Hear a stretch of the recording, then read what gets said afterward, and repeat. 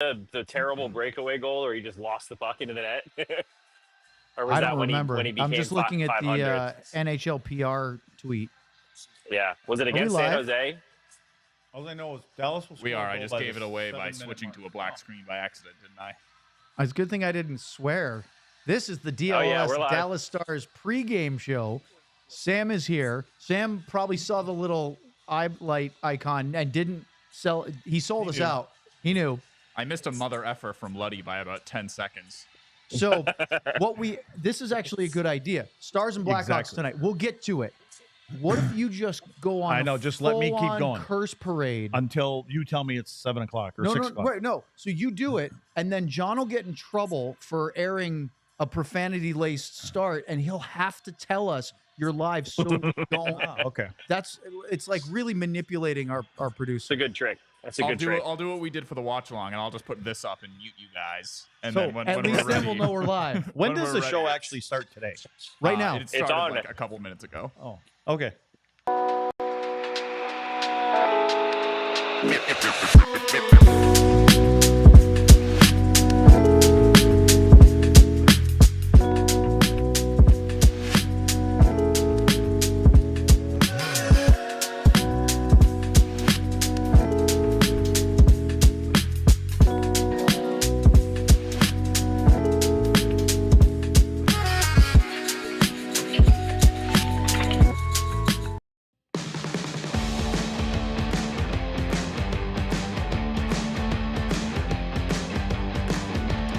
Welcome back stateside. It is Thursday, November 7th. This is the DLLS Dallas Stars pregame show, live here from our podcast studios because the building is teeming with people. Yeah. So Craig Ludwig, Sam Nessler's live at the AAC. He's going to be here for the first half of our pregame show, and then he's got to go make sure that they don't throw a curveball at us with line combinations. And Sam, I think that's a good way to start because they had an optional practice this morning. We kind of expected that after an optional Tuesday and a mandatory skate yesterday.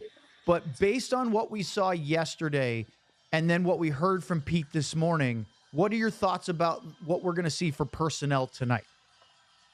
Yeah, so we'll see Niels Lundqvist come back in. So that whole thing was maybe it was just a fake out to get us talking about it yesterday. I don't really know, but Niels will come in, Brendan Smith will come out, and then with Marchman out, all forwards will be in. So Oscar Beck will be in. It's going to be interesting. I wanted to just say they're going to go with the lines we saw yesterday at practice, but like I just said, if it was by yesterday at practice, Niels Lundqvist would be the healthy scratch. So I don't really know if they're going to go by what they did. I would imagine we'll see Ben with Stankoven and Johnston on that third line. Maybe see Dodonov up on that first line, and then they could kind of mix and match. We saw Sam Steele playing on that spot on the left wing where Marchman is. I don't know what they want there. Pete talked about how it's really hard to replace Marchman, right? He brings a whole lot. He's not just a scorer or just a skilled guy that you can replace that. He kind of brings it all, and he brings the energy and physicality that's really hard to replace too. So it'll be interesting to see who replaces him there, and then just kind of seeing how those lines blend as we are still looking for some chemistry here. Let's take a look at the lines for the forwards tonight as we expected. This is what Sam's talking about, Luds, is yesterday's groupings. We weren't sure if it was serious or not until we found out that Mason Marchment wasn't going to play. Now, Pete did say this morning that it's a minor injury that he skated, this morning up by himself in Frisco. That's a good sign. Yeah. I would maybe be surprised if he didn't go to Winnipeg since it's a 2-game trip, but they have Steele up there with Duchesne and Seguin. And this is a bit of what we were talking about actually, this isn't quite right because they had Robertson up with Hintz and Dodonov. I thought this was something else that was new. That's okay. Yeah, so Robertson, yep. Hintz, Dodonov, Steele, Duchesne, Seguin, Robertson, Johnston, and Stankoven as they try to just figure it. We did a segment on it yesterday, just trying to figure out what their best combos are. And obviously Mason Marchment being out hurts their ability to put their best lines forward. For sure, because again, we talk about that line being the sum of their parts, and they're missing one of the parts. So it'll be interesting to see how Steele does on that line. I think tonight, if I'd be leading the start of the game and with the game and everything else that's unfolded over the last 6-7 days, I'm starting Wyatt, Stankoven, and Ben. And I think that they get out, they set the tone for a hockey game. And because it'll be interesting to see what the Hintz line is going to be like and all the other three lines. But I think there's some familiarity there with Benn because he's played with, both of those guys. But now you've got, and that might be when you put those two guys with Wyatt, which I know we're going to talk about later. That might be a way to get Wyatt going. Sam, let's look at the defense because yesterday's practice lines that you reported on are not what I had John put up because we found out this morning, as you just said a moment ago, Nils is playing, and I really don't think we're going to see a Lundqvist-Dumba third pairing. That's why I put these groupings together. What do you think about – do you expect it to be more like this tonight? Yeah, it kind of, I talked to Robert Tiffin about this for a while this morning. It kind of throws, when one of these options doesn't work for Dallas, it kind of throws everything else off. And that specifically is true when it's the top pair, right? When they don't know who to put up with Miro, especially if it becomes Harley, it throws everything else off below it. Because now do you go with 4 or 3 righties for 2 pairings? Do you go with certain lineups down the middle? Where does Nils Lundqvist fit in if he is in the lineup instead of Brendan Smith? So I think this is what we'll see. I think we'll see Heiskanen with Dumba again, and then they could mix and match. We've seen that Lindell Lyubushkin combo on the penalty kill, and it's looked really good. I think it mixes better the way we had it listed there. But I will say that I asked Pete DeBoer about transitions right now because we're about a month into the year. They got a ton of new players this offseason, specifically on the blue line. So I was just curious how it's felt. How are people getting assimilated? Is it flowing together? And he kind of said immediately that everyone on the team is in a transition period, is in a certain spot where they need more from them. Everybody. He said everybody. The only one that he's felt really good about, new and old players, is Lyubushkin.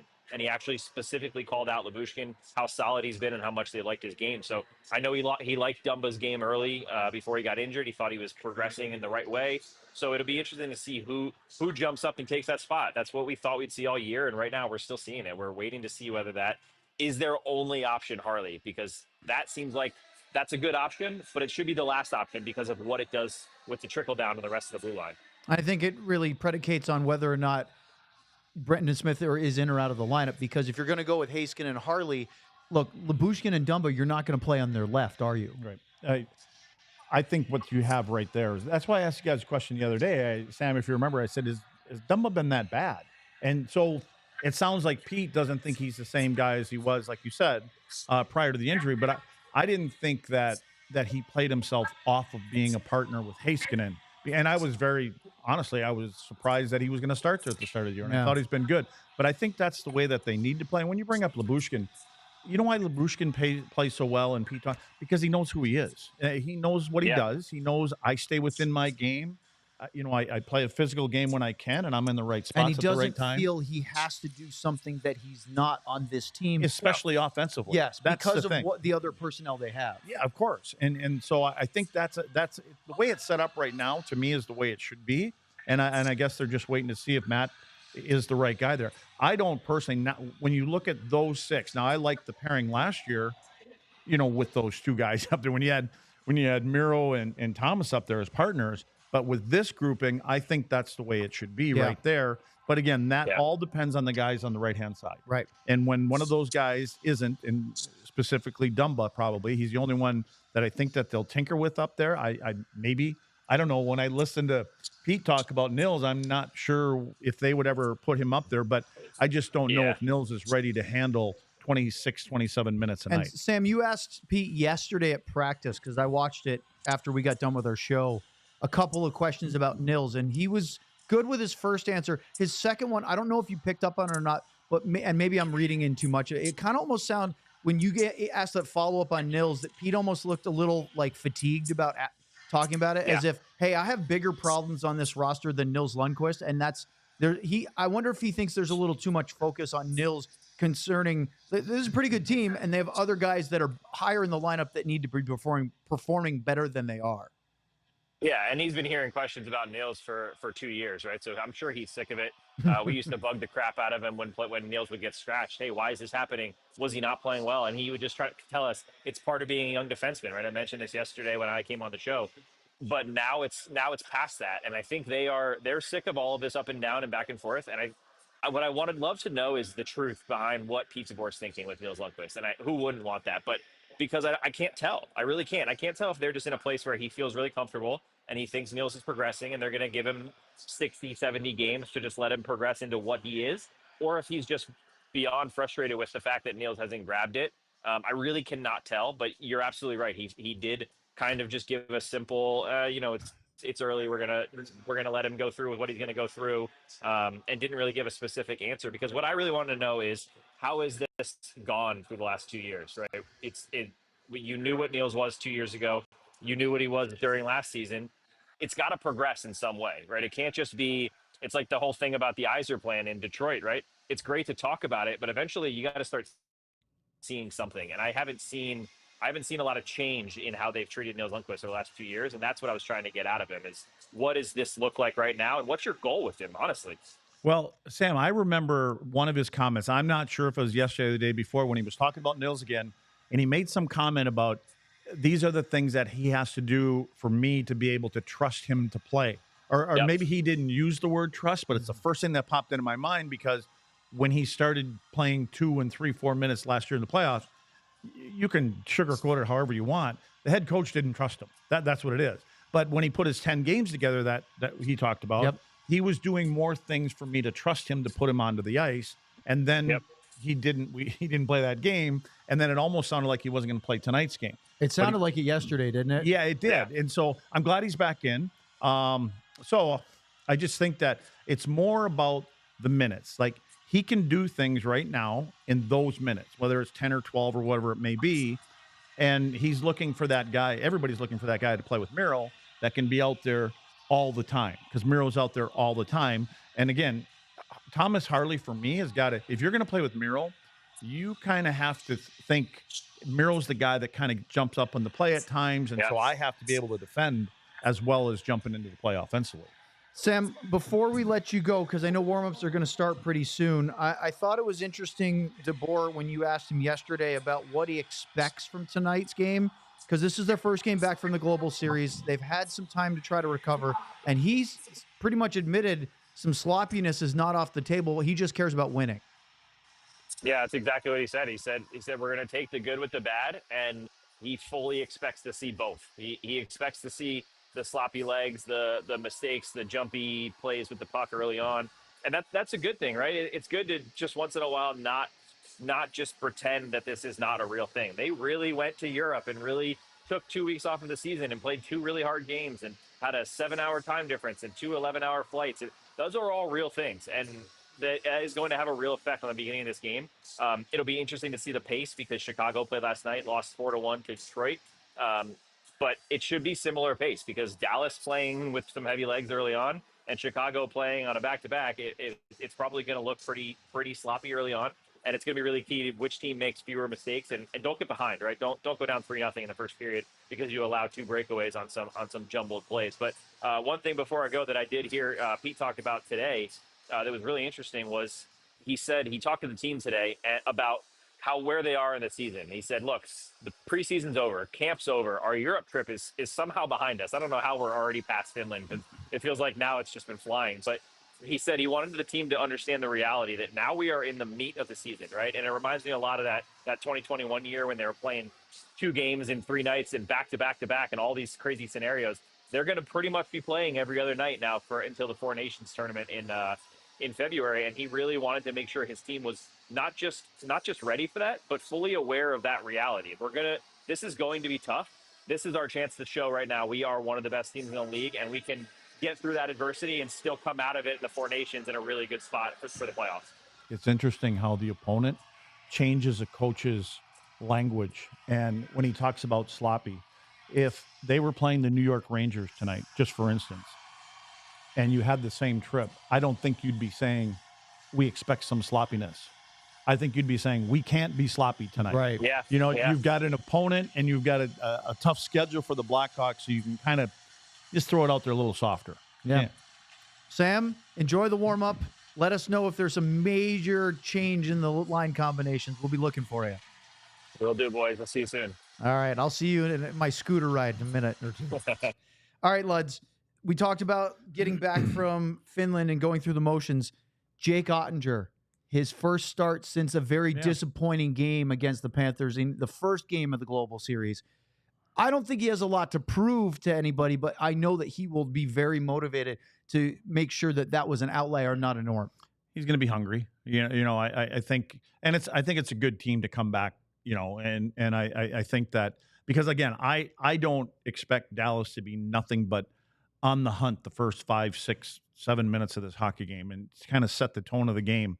So I think for Otter, we asked Sean about that, get a few shots early, get him into it, because listen, you can practice for 6 days since you've been back, or 5 days or 3 days, whatever. It's not like, a game. There's not traffic in front of you and what you have to look for. There's not people that are bumping you in front of the net. So I just hope that Dallas comes out the way I expect him to, and then he can kind of ease into the game and start feeling the puck early. All right, we're going to talk about the Chicago Blackhawks roster and lineup in a minute. They are making a couple of shifts, which we didn't have earlier, but they've since announced them, and we'll get you that. But I want to talk about Wyatt Johnston, especially after Pete DeBoer said this at practice yesterday in Frisco.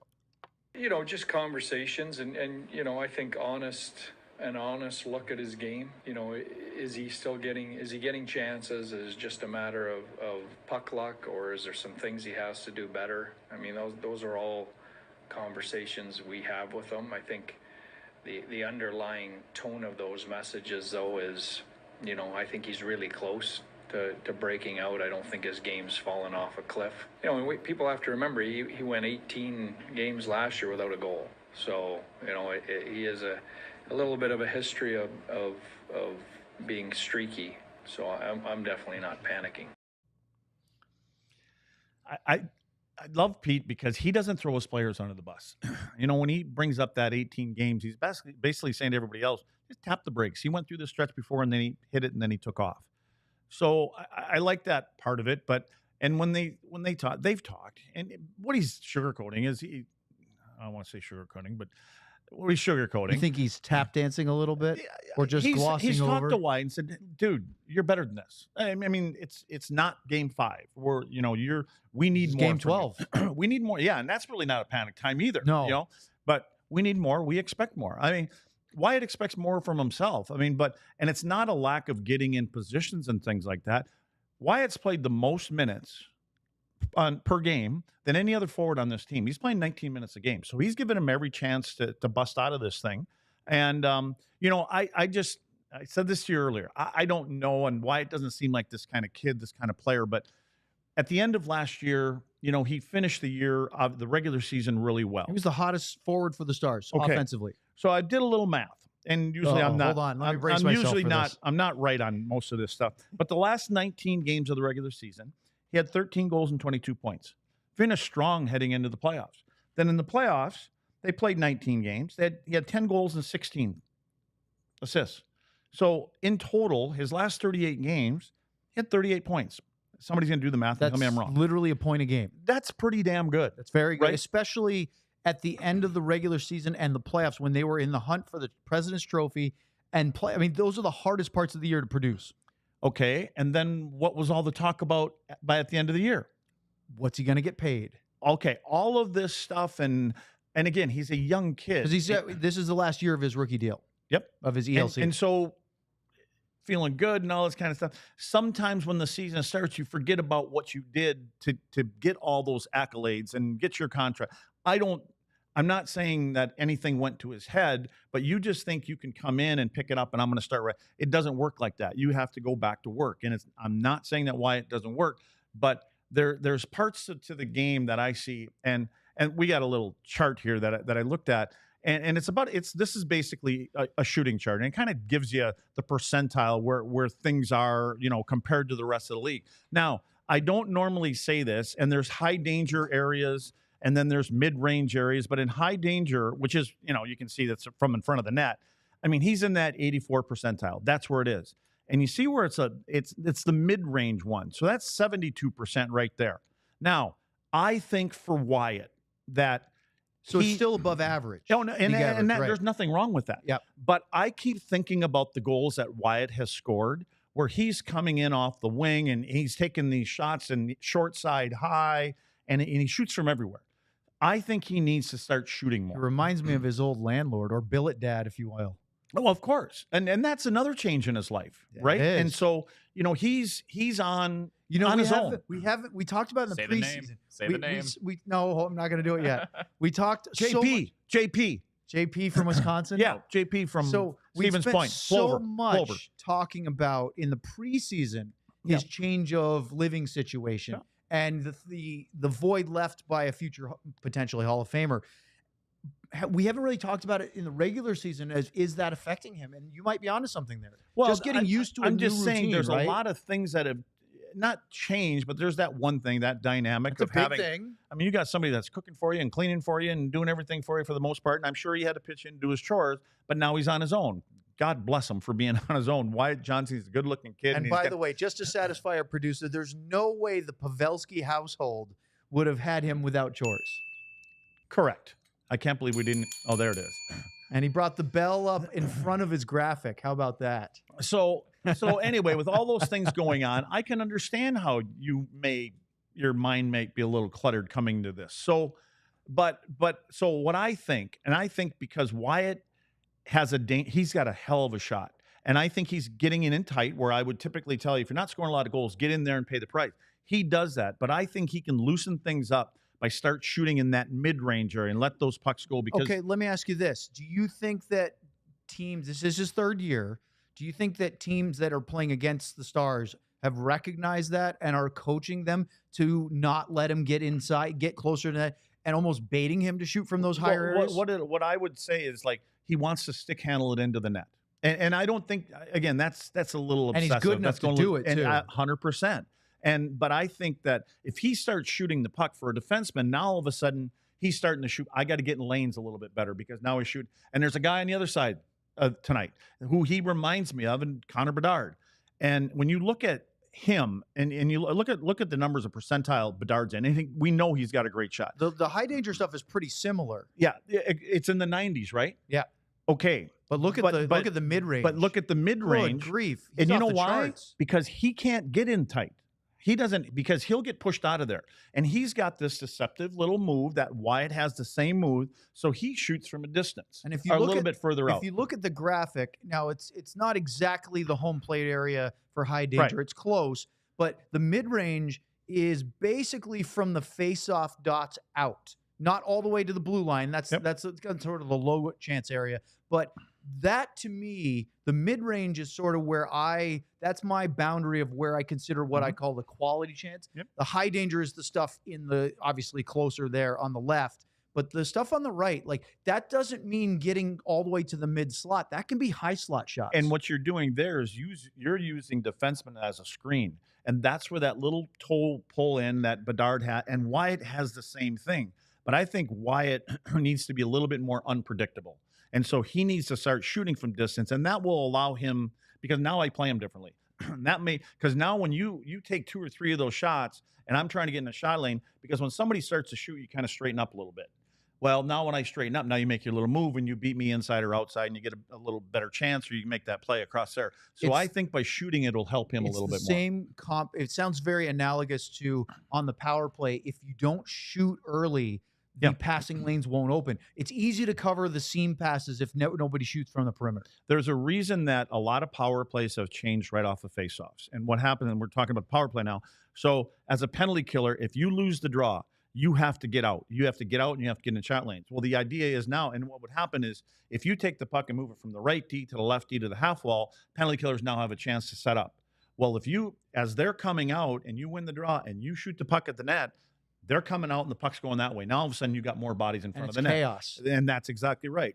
So I think Wyatt can create more chaos, create more indecisiveness from people that he's playing against if he starts getting pucks to the net and starts shooting from bad angles. I mean, you get outside the dot sometimes and he gets down by the goal line. He's good enough. We've seen that short side.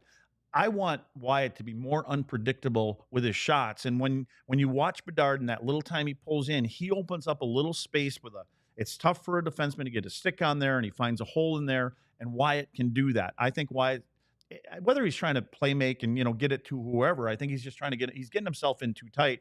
I just want him to be more unpredictable. Do you think it throws him off going from center to wing this year and not really having a consistent line combo? I think, consistency for sure.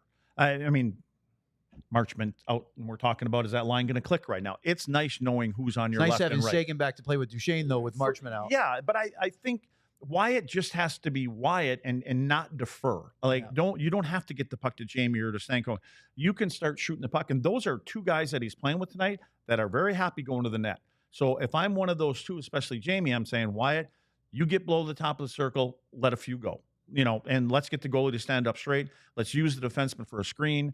I think if Wyatt could do that, I think more things will open up for him. But again, it's a good trait that he wants to get into those areas anyways. He's not afraid to go there. Mm-hmm. But and again, when pucks are coming in from the defenseman and things like that, of course you want to be in that area. But I'm talking about off the rush. I'm talking about when he comes down the wall, throw one of those to the net, up high, ring it off the crossbar, off the goalie's mask or off his shoulder, and then get the goaltenders going, oh, man, now he's shooting from here, too. So he can be as dangerous as the other guy on the other side of the ice. Boy, folks, if you're watching this, you must be, because it's the only way you can see it. This is why I asked Luds about Wyatt Johnston. Look, it's fascinating stuff. Let's look at the Chicago Blackhawks now. There's Wyatt's Captain America, which is funny because, again, he's Canadian. That's an original joke. That is an original. That took me about 3 weeks to figure out why that was wrong. I didn't know. All right, so this is not correct, but we didn't know because they played last night against Detroit, and they lost at home 4-1. Pat Kane came back for the second time, and it didn't go well for the Blackhawks.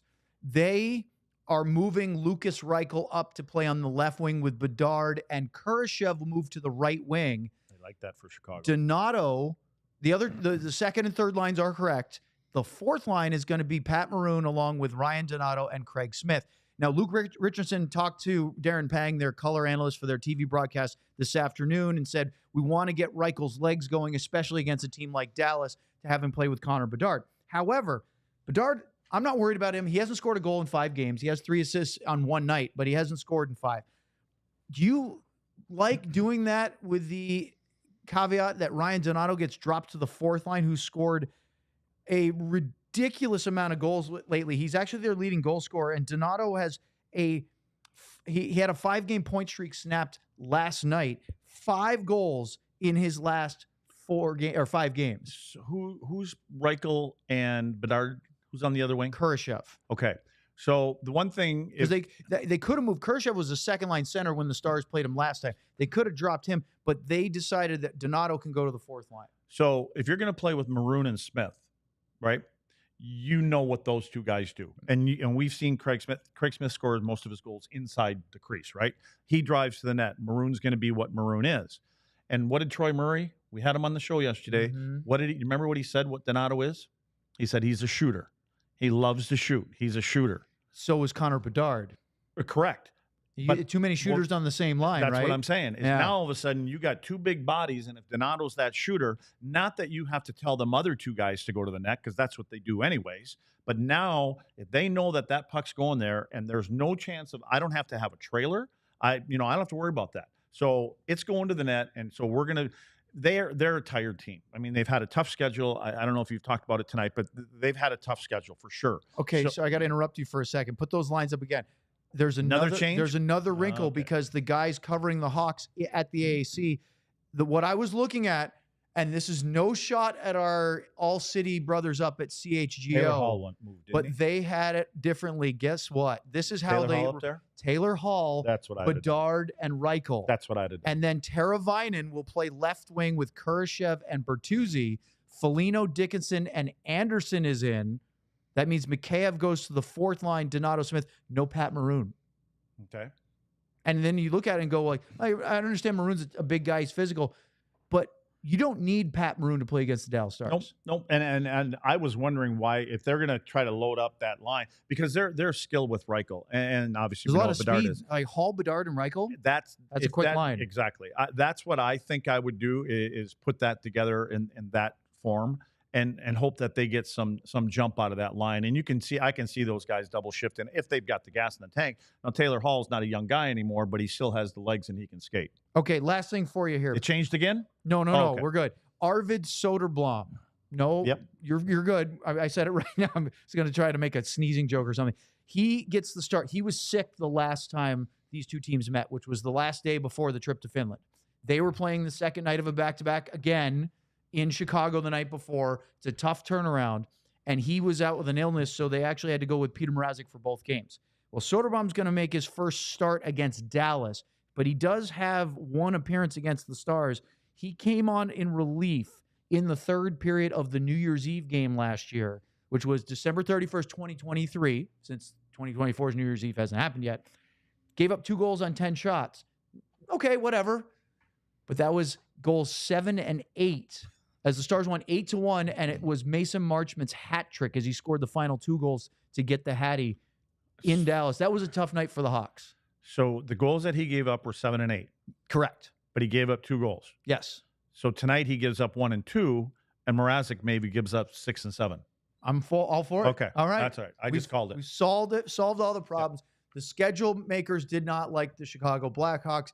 They have to face the Stars on the second night of a back-to-back with travel for the second time in 2 weeks. And this will also be the last time the Stars will play the Blackhawks at the AAC this year. 2 games in Chicago later on the schedule in November, end of this month, and then December right before the New Year's Eve game, but it's the 29th. So for Craig Ludwig, Sam Nestler, and our producer John Anderson, I'm Owen Newkirk. We will be back for our full post-game show. Luddy and I will break it down. Sam will come in and give you all the post-game reaction from the AAC. We'll do it then. Enjoy the game. We all silly like the mayor.